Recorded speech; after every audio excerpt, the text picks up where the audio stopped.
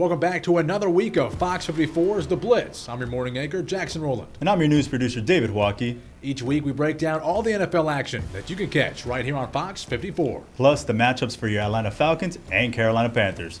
Let's get started.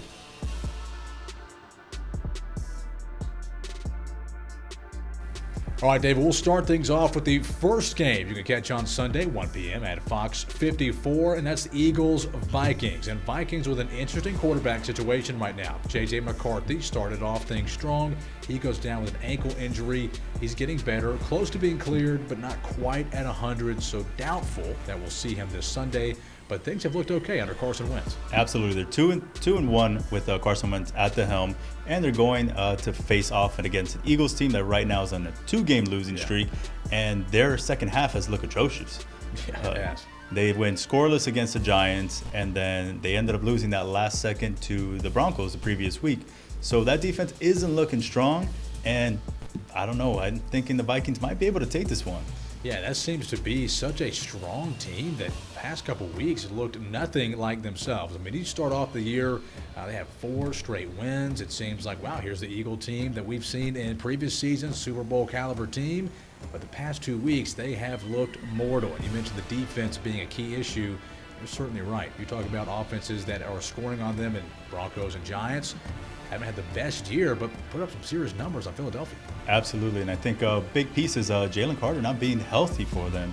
Yeah. That man is, as much as I know how you feel about him, being a dog, right? That's right, go Dogs. He's still keystone to that defense, that if he goes out, if he's hurt, that is just a different dynamic for that entire team. Yeah, you talk about offensively for the Eagles, things still look solid. Of course, you have Saquon Barkley doing Saquon Barkley things. Jalen Hurts, the tush push is still working, right? So the offense is still looking effective, minus that Giants game. That Giants game was quite the fluke. That just happens some weeks in the NFL. I don't know that I would still count Any given Sunday. Any given Sunday. I don't know that I would count that against their potential for the rest of the season.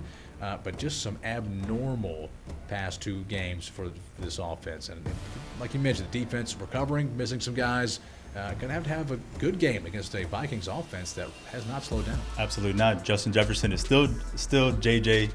He's still out there. He's still getting 100 yards. So doesn't matter who's throwing to him. He's still going to be a menace on that field.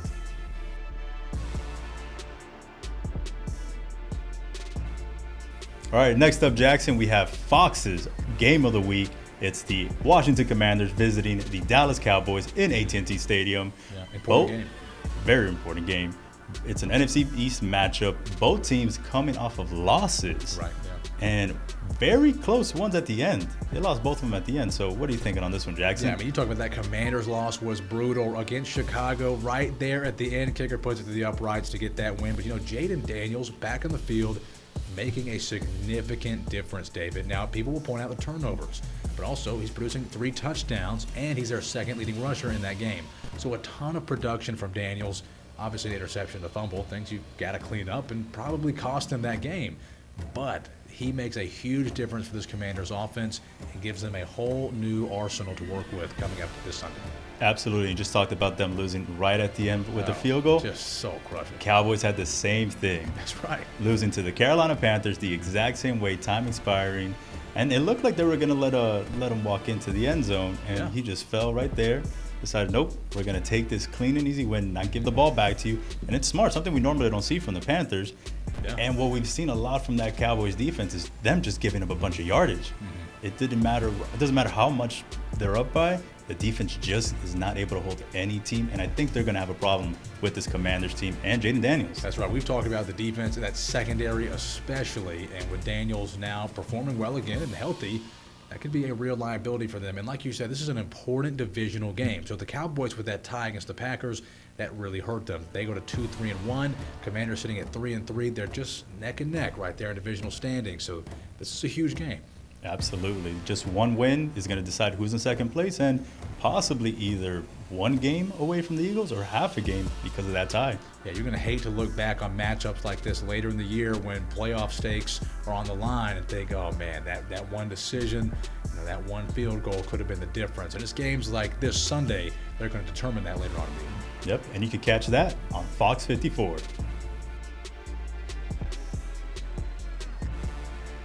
All right, David, now we're touching on one of the hometown teams in Carolina. The Carolina Panthers heading to New York to play in MetLife Stadium.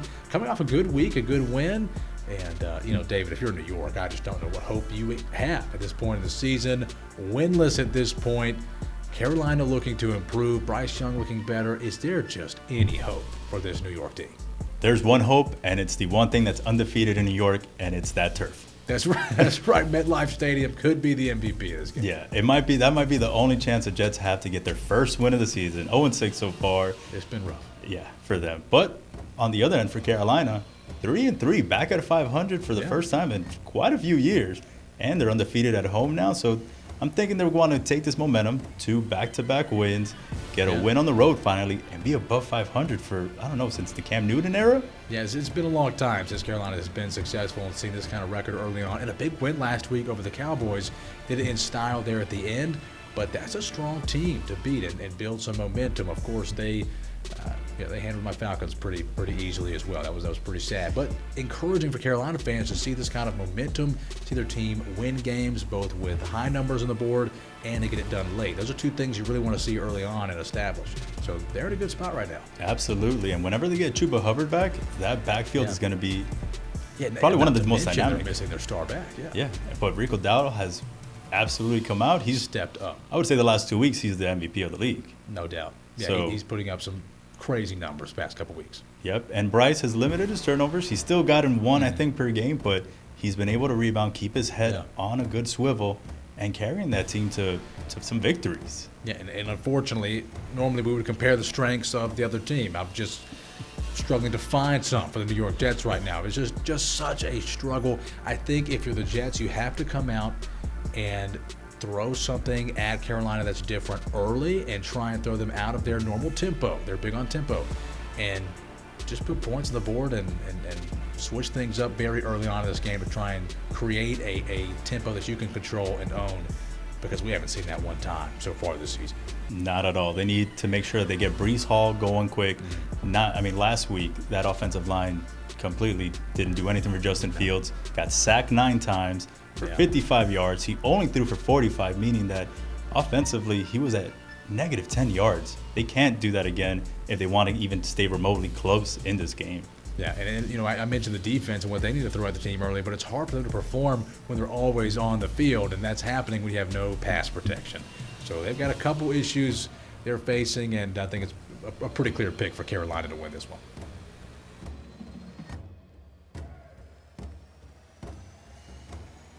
All right, Jackson, now we're going to move on to Sunday night, and we got another home team around here, the Atlanta Falcons. That's my team. Yep, they're going to the Bay Area to go and play the San Francisco 49ers. How are you feeling about your team? Well, I'm feeling great after the win against the Bills Monday night. Now, quicker turnaround after the Monday night game, but I like where our offense is heading. Bijan Robinson and Drake London looked phenomenal Monday, as did Penix Jr. Our defense stepped up against a tough Bills team. Buffalo looking mortal for the first time. A rough 2-week stretch for them after such a strong start. And, of course, Josh Allen and the Bills got to get things back on track. But Atlanta looked great. Momentum builder for us at the Benz. But now we head to the road against a strong San Francisco team, but, David, an unhealthy 49er team. Absolutely. They're missing a lot of key pieces there. Nick Bosa out. Fred Warner out. We have Brock Purdy out as well. Right. Kittle. Yeah, you just mentioned 4 superstars for them. Exactly. Guys who had carried them throughout the playoffs multiple years. And now we have Mac Jones, who up until last week looked rejuvenated. But then he played the Bucs. But we could say the Bucs have been probably the hottest team in the NFL right now. Yeah, it's hard to pick against the Bucs right now. Yeah, so we understand last week didn't go his way. They were still kind of in it. But Mac Jones has been good. And you still have that beast behind you, Christian McCaffrey. Yeah, they've definitely got a lot of firepower coming out of the backfield that is really saving them offensively. And to have this many injuries, sitting at 4-2, should be very encouraging for San Francisco fans. However, if you're the Falcons and you're coming off that win you had Monday night, things are trending in the right direction. You're getting a little bit of pass protection that you haven't seen so far early this year. You feel really good heading to San Francisco, playing a team that's a little beat up and a little roughed up, but you still have to execute. Right, this is the NFL. So any given Sunday, it's this next man up mentality. That's nothing to be, comfortable with in a 4-2 team. But I like our odds against Mac Jones and this offense, and I think if you can limit McCaffrey in the run game, you're going to give them a lot of trouble offensively. Absolutely. I completely agree with you. I think it's that bye week did the Falcons so wonders, like you just said. The only thing I'm going to say that I'd be worried about is Penix seems to have found himself a favorite receiver in Drake London. This is true. Yeah, he had 158 receiving yards out of 250 that Penix threw. Right. So I'd just be concerned if the 49ers are somehow able to stop and hold Drake London, who is he going to find? Is it going to be Pitts? I think Mooney's out as well. That is true. Or are they going to be using their two-headed back, which has helped them through a lot of the games? Yeah, it's going to be interesting. I mean, I mentioned limiting McCaffrey. The same can be said about London, of course. Same can be said about Bijan. So we had some big moments from key players. Like you mentioned, it wasn't spread out. And that can be concerning when now a team has a full week to prepare on how to limit 2 or 3 guys. You don't want to be caught being one-dimensional. Well, thanks for tuning in to another episode of Fox 54's The Blitz, where we preview all the NFL action coming up this Sunday. And the matchups for the Atlanta Falcons and Carolina Panthers. I'm news producer David Waukee. And I'm Jackson Rowland. We'll see you next week on The Blitz.